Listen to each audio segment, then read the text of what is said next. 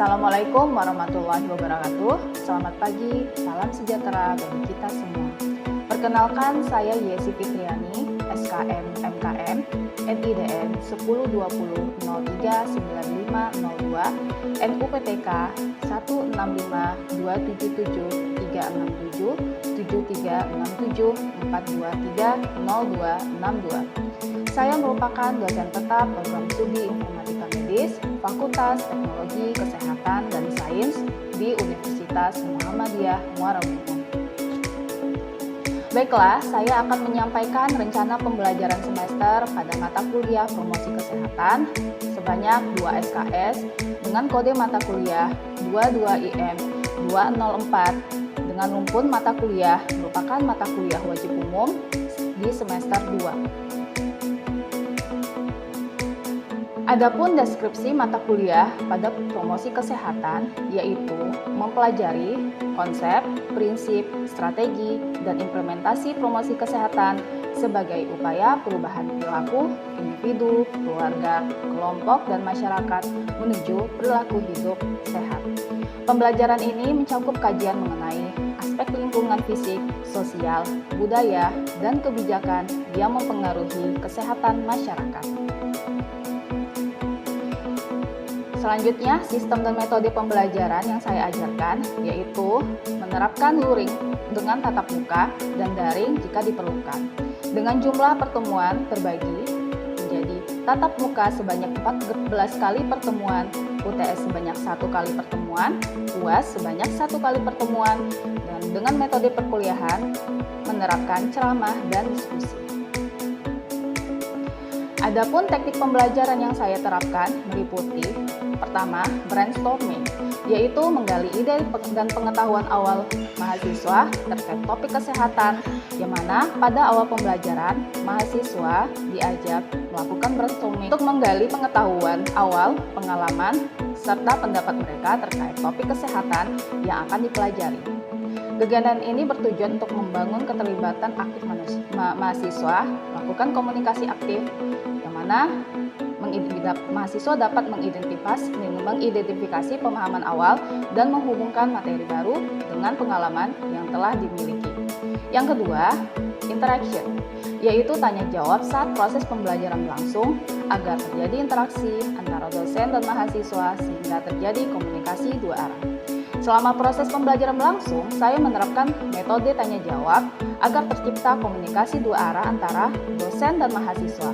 Melalui interaksi ini, mahasiswa didorong untuk mengajukan pertanyaan, menyampaikan pendapat, dan memberikan tanggapan terhadap materi yang telah dipelajari, sehingga suasana pembelajaran menjadi aktif, komunikatif, dan partisipasi. Selanjutnya yang ketiga, yaitu presentasi kelompok. Melatih mahasiswa melakukan komunikasi dan kerjasama tim dalam menyampaikan materi. Mahasiswa dibagi ke dalam beberapa kelompok untuk mendiskusikan materi, mengkaji suatu topik kesehatan, kemudian mempresentasikan hasil diskusi kelompok, serta melakukan tanya jawab antar kelompok, yang mana bertujuan kegiatan ini untuk mengembangkan kemampuan komunikasi ilmiah, kerjasama tim, berpikir sistematis, dan merasa percaya diri dalam menyampaikan informasi. Yang keempat, studi kasus. Mahasiswa diberikan kasus nyata atau simulasi permasalahan kesehatan masyarakat untuk dianalisis, dicari alternatif penyelesaian berdasarkan teori promosi kesehatan. Melalui kegiatan ini, mahasiswa dilatih untuk berpikir kritis, menganalisis masalah, dan dapat mengambil keputusan serta mengembangkan kemampuan pemecahan masalah sesuai dengan kondisi di lapangan. Yang kelima, praktikum penyuluhan kesehatan. Mahasiswa mengimplementasikan teori promosi kesehatan melalui praktik langsung, penyuluhan masyarakat, sekaligus membuat media edukasi, dan melakukan evaluasi kegiatan. Harapannya dengan teknik pembelajaran ini, mahasiswa dapat memahami secara komprehensif, berpikir kritis, dalam menganalisis permasalahan kesehatan, berkomunikasi secara efektif, bekerja sama dalam tim, serta mengaplikasikan teori promosi kesehatan melalui kegiatan penyuluhan sesuai dengan kebutuhan masyarakat. Sebagai contoh, pada materi media edukasi dan promosi kesehatan berbasis teknologi digital, mahasiswa dibagi ke dalam beberapa kelompok untuk memilih topik kesehatan. Setiap kelompok membuat media edukasi kesehatan berupa poster, kampanye, dan flyer di tatanan masyarakat dan media sosial. Selanjutnya, mahasiswa untuk masing-masing kelompok memberikan penilaian dan melakukan umpan balik terhadap teknik komunikasi, ketepatan materi, serta penggunaan media yang digunakan. Capaian pembelajaran yang pertama, bertakwa kepada Tuhan Yang Maha Esa, menjunjung tinggi kemanusiaan, etika profesi, dan nilai-nilai Al-Islam Kemuhammadiyahan dalam pelaksanaan promosi kesehatan. Yang kedua, menguasai konsep, prinsip, teori, dan strategi promosi kesehatan sebagai upaya peningkatan derajat kesehatan masyarakat. Yang ketiga, mampu mengembangkan media edukasi dan promosi kesehatan berbasis teknologi digital. Yang keempat, mampu melaksanakan kegiatan penyuluhan dan promosi kesehatan secara efektif menggunakan berbagai metode komunikasi kesehatan. Yang kelima, mampu melakukan monitoring dan evaluasi program promosi kesehatan untuk meningkatkan efektivitas intervensi kesehatan. Sub CPMK pada mata kuliah promosi kesehatan ini adalah yang ke-1, menjelaskan konsep prinsip-prinsip intervensi dan teknik promosi kesehatan. Yang kedua, menjelaskan promosi kesehatan dalam bidang gizi dapat menurunkan angka kesakitan. Yang ketiga, mengkonsepkan perencanaan promosi kesehatan. Yang keempat, mendiskusikan penyusunan dan implementasi rancangan promosi kesehatan. Yang kelima, melaksanakan aplikasi promosi kesehatan pada individu, keluarga, dan kelompok. Yang keenam, membuktikan kemampuan melalui praktikum penyuluhan kesehatan dan edukasi berbasis teknologi informasi.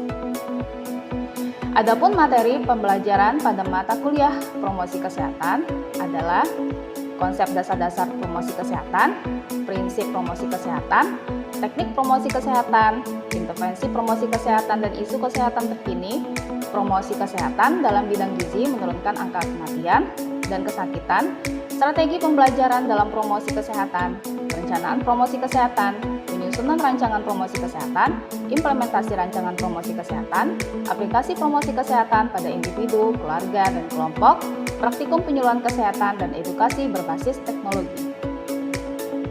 Sistem penilaian pada mata kuliah ini disampaikan pada awal perkuliahan dalam kontrak perkuliahan yang diketuai oleh koordinator perkuliahan dan mahasiswa, di mana meliputi kehadiran dengan bobot nilai 20%, tugas dengan makalah, presentasi, dan akhlak dengan bobot nilai 30%, UTS dengan bobot nilai 25%, UAS dengan bobot nilai 25%.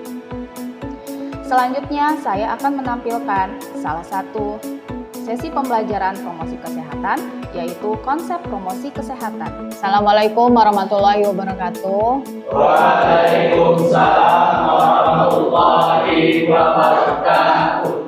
Baiklah, sebelum kita mulai perkuliahan, marilah kita membaca doa. Mau belajar? Membaca doa dimulai.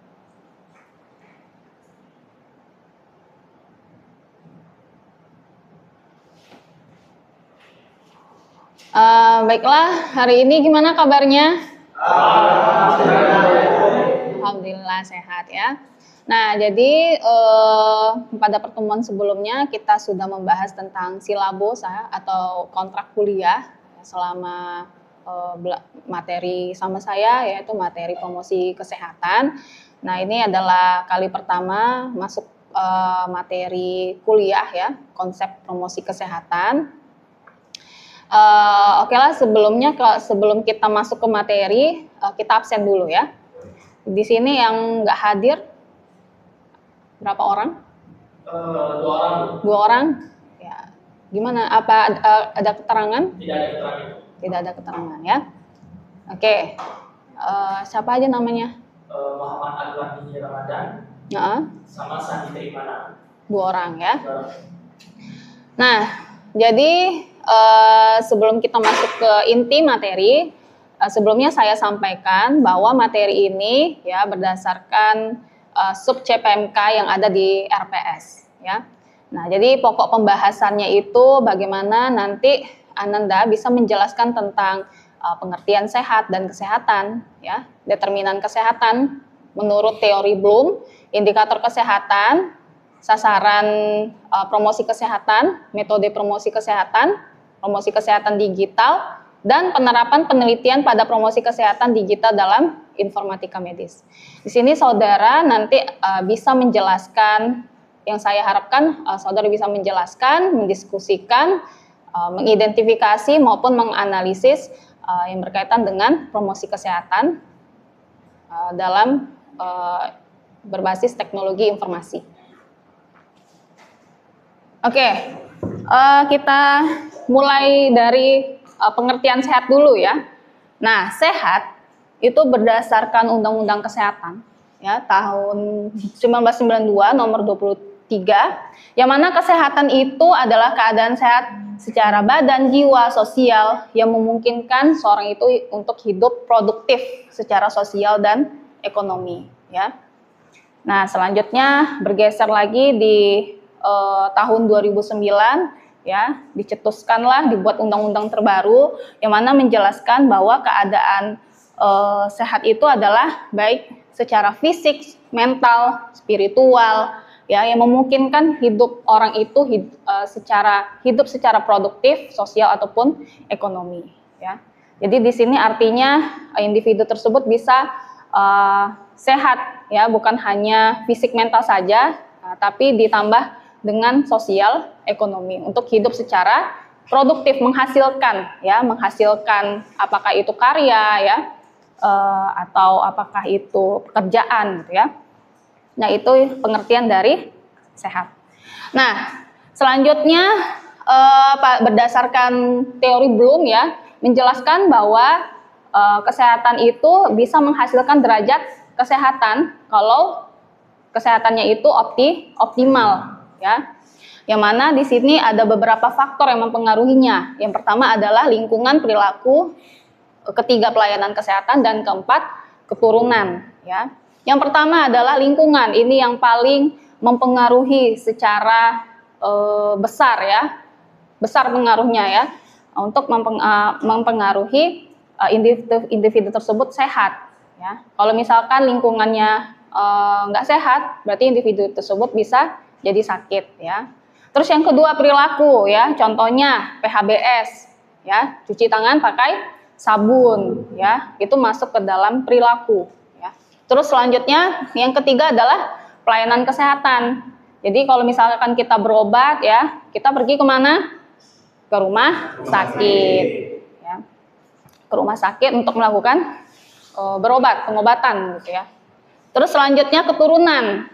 Nah, keturunan ini artinya ada beberapa penyakit yang bisa diturunkan secara genetik.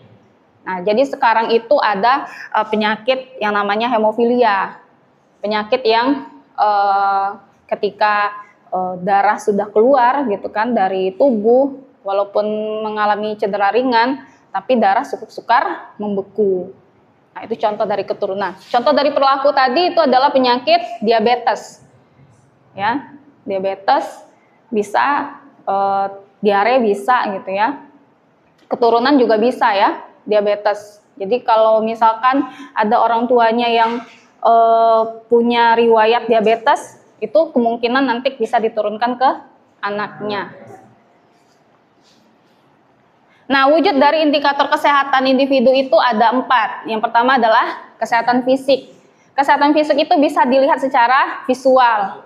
Jadi kalau misalkan orang mengalami gejala sakit seperti misalkan kecapean, demam ya, nah itu bisa terlihat dari raut wajahnya. Ya, bisa diukur secara medis ya. Nah, terus yang kedua adalah kesehatan mental. Yang mana itu dinilai dari aspek apa? Ya, aspek spiritual, agama, ya, keyakinan, ya. Nah, itu dipengaruhi oleh kesehatan mental. Terus yang ketiga adalah kesehatan sosial. Bagaimana misalkan Ananda itu mau berteman, melakukan sosialisasi, berinteraksi dengan teman-teman, maka dinyatakan sehat secara sosial. Selanjutnya kesehatan dari aspek ekonomi. Ya, kalau misalkan sekarang ini masih mahasiswa, tidak bekerja, maka ekonominya itu dilihat dari segi apa? Dari segi produktivitas, masuk ke kampus, mengerjakan tugas, hadir ya, itu masuk ke dalam produktif ya. Jadi sehat secara ekonomi. Nah, sasaran promosi kesehatan itu ada 3 ya. Yang pertama adalah sasaran primer, sekunder, dan tersier ya. Nah, primer itu yaitu contohnya adalah orang-orang yang rentan terhadap kesehatan, contohnya ibu hamil, anak balita, anak bayi, itu sangat rentan terhadap penyakit yang masuk ya, baik itu infeksi virus ataupun bakteri. Terus yang kedua adalah sasaran sekunder, yaitu dipengaruhi oleh dukungan tokoh masyarakat, ya, tokoh agama yang mendukung ya bahwa terjadinya sehat bisa dipengaruhi ya atau didukung oleh orang tersebut. Ya, contohnya misalkan imunisasi ya. Jadi kalau misal di tempatnya itu ada paham agama ya yang melarang, ya maka di sini ada fungsi dari tokoh agama ya untuk menjelaskan bahwa imunisasi itu adalah baik untuk tubuh gitu, tidak haram gitu, ya. Selanjutnya yang ketiga adalah sasaran tersier. Nah, ini contohnya adalah pemerintah yang membuat kebijakan. Ya, di samping oleh si individu ataupun dukungan tadi, maka perlu ada undang-undang yang membuat kebijakan yang berdasarkan tema kesehatan ya, baik itu misalkan seperti kawasan tanpa rokok, itu kan udah ada kebijakannya gitu ya. Nah, itu contoh dari sasaran tersier. Nah, selanjutnya di sini ada berdasarkan tatanan ya. Nah, di sini ada tatanan keluarga, tatanan sekolah, tempat kerja, tempat umum, dan pelayanan kesehatan. Bahwa bukan hanya satu tempat saja yang kita membutuhkan derajat kesehatan itu ya harus optimal itu, maka semuanya ini harus mengimplementasikannya. Jadi bukan hanya satu tempat saja, misalkan contohnya di kampus, tapi ketika kita misalkan pulang ke rumah, nah itu kita harus juga menerapkan kesehatan. Nah, di sini ada metode promosi kesehatan ya. Yang pertama ada metode promosi kesehatan penyuluhan. Jadi kalau misalkan ada Ananda ya pernah misalkan mendengar oh ini ada tenaga kesehatan melakukan penyuluhan gitu ke rumah-rumah atau misalkan ke instansi puskesmas, maka ini salah satu bentuk dari metode penyuluhan. Terus yang kedua metode promosi kesehatan, ceramah atau seminar. Jadi misalkan Ananda ketika mengikuti webinar atau seminar nasional yang bertemakan kesehatan, maka ini masuk ke dalam metode promosi kesehatan. Nah, di sini ada promosi kesehatan digital ya. Jadi penggunaan teknologi sekarang ini ya di era modern, digitalisasi itu sangat besar pengaruhnya ya. Pengaruh digital. Contohnya misalkan dalam membuat promosi kesehatan yang menggunakan sekarang ini kan ada banyak aplikasinya ya.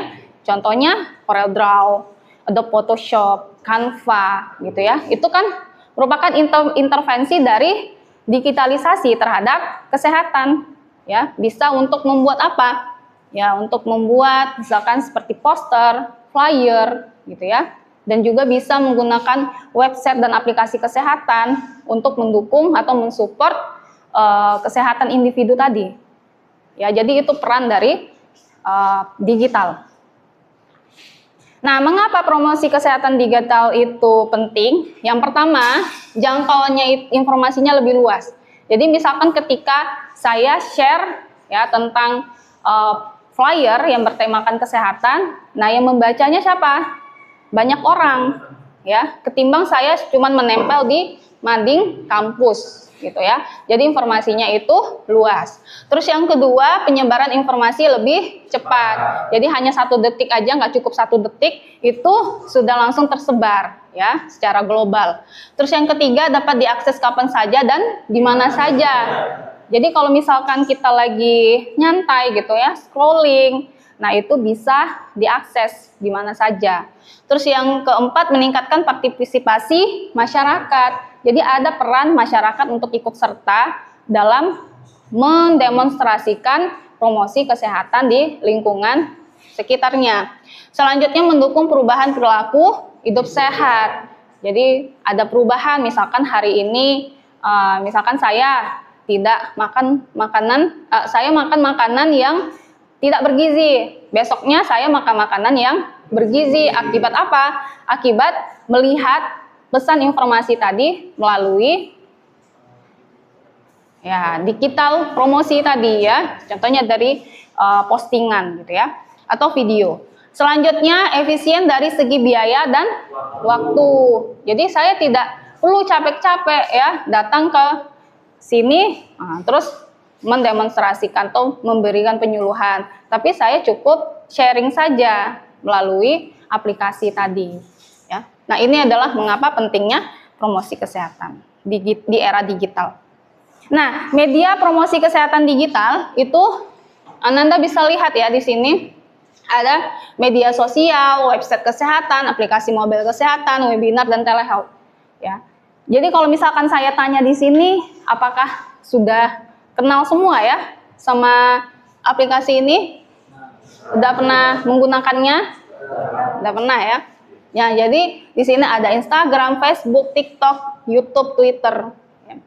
Jadi kalau menurut saya media sosial ini sesuaikan dengan sasarannya siapa. Kalau misalkan ibu rumah tangga, berarti sasarannya ke Facebook. Kalau misalkan anak muda, sasarannya ke TikTok ya, Instagram dan lain-lain ya. Terus website kesehatan di sini ya, ada web, ada portal, ada blog kesehatan yang bisa diakses di mana saja. Selanjutnya ada aplikasi mobil kesehatan dan webinar. Nah ini contoh dari kampanye ya, dari implementasi promosi kesehatan. Ada di sini contoh poster ya yang dibuat oleh Kementerian Kesehatan. Oke, di sini saya mau bertanya ya. Ketika saya saya menjelaskan studi kasus, itu harap Anda perhatikan. Jadi misalkan saya mau mengetahui tentang stunting ya. Nah, stunting ini artinya kan masalah gizi ya pada anak balita yang gizinya itu kurang. Penyebabnya apa? Banyak faktornya.